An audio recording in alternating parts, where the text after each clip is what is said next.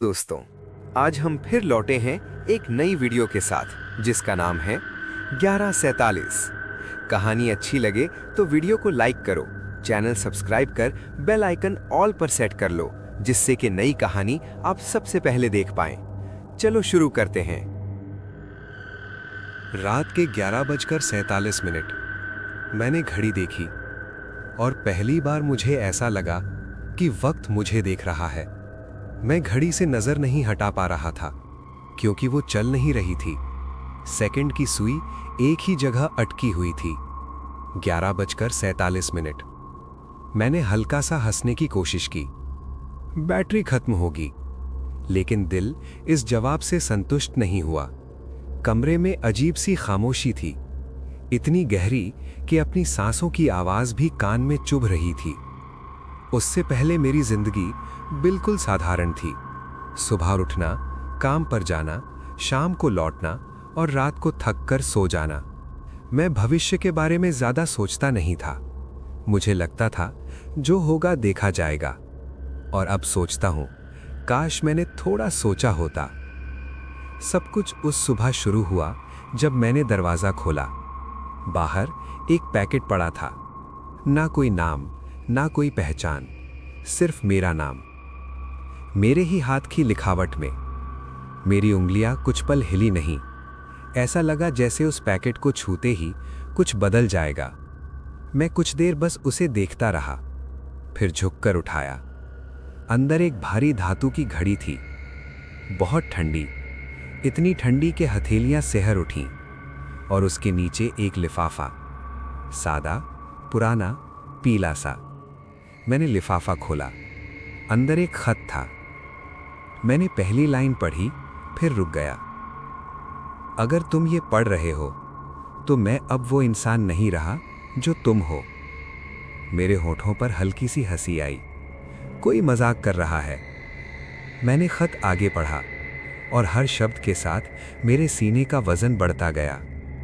मैं तुम ही हूं, भविष्य से नहीं, बल्कि उस जगह से जहां तुम फंसने वाले हो।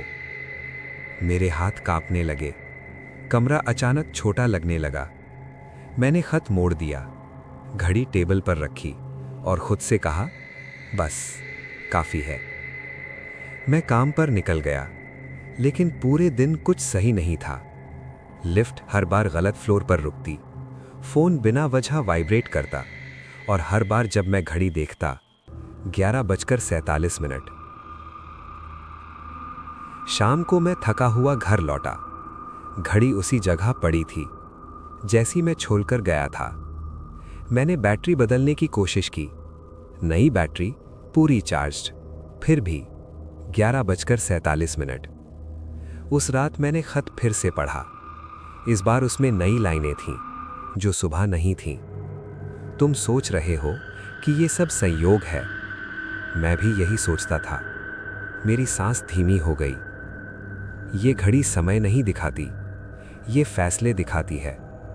मेरे गले में कुछ अटक गया। उसी रात मैंने सपना देखा। एक कमरा, पुराना, सीलन भरा, टूटी हुई दीवारें। आईने के सामने कोई बैठा था, पीठ मेरी तरफ। उसने धीरे से कहा, मुड़ो मत। आवाज मेरी ही थी, लेकिन थकी हुई, टूटी हुई। उसने कहा, मैं तुम्हें डराने नहीं आया, मैं तुम्हें बचाने आया हूं। मैं एक कदम आगे बढ़ा और नींद टूट गई। मेरे फोन पर एक मैसेज था, अननोन नंबर। पहली मुलाकात अच्छी रही। मेरे हाथ सुन्न पड़ गए। वो सपना सिर्फ सपना नहीं था।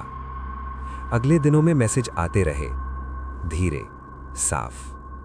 आज तुम देर से निकलोगे, इस रास्ते से मत जाना, इस कॉल को मत उठाना। हर बार मैंने अनदेखा किया और हर बार वही हुआ। मेरे अंदर का डर धीरे धीरे जिज्ञासा बन गया। मैं उससे मिलना चाहता था, मैं खुद से मिलना चाहता था। एक रात लोकेशन आई।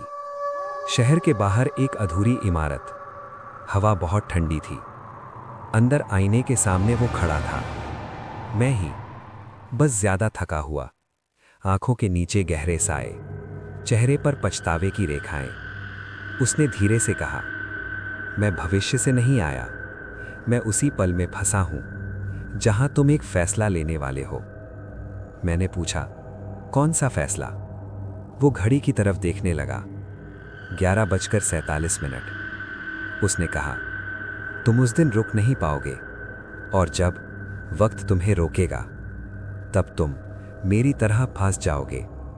मैंने कहा, अगर सब कुछ पता है तो तुम मुझे क्यों नहीं रोक देते? वो मुस्कुराया, दर्द भरी मुस्कान। क्योंकि मैं अब सिर्फ चेतावनी हूं, फैसला अब भी तुम्हारा है। अचानक कमरे की लाइट बुझ गई, और जब जलती वो नहीं था। अब हर रात 11:47 पर घड़ी हल्की सी हिलती है और फिर रुक जाती है, जैसे मुझसे पूछ रही हो, क्या तुम वही बनोगे? और मैं अब भी सोच रहा हूं।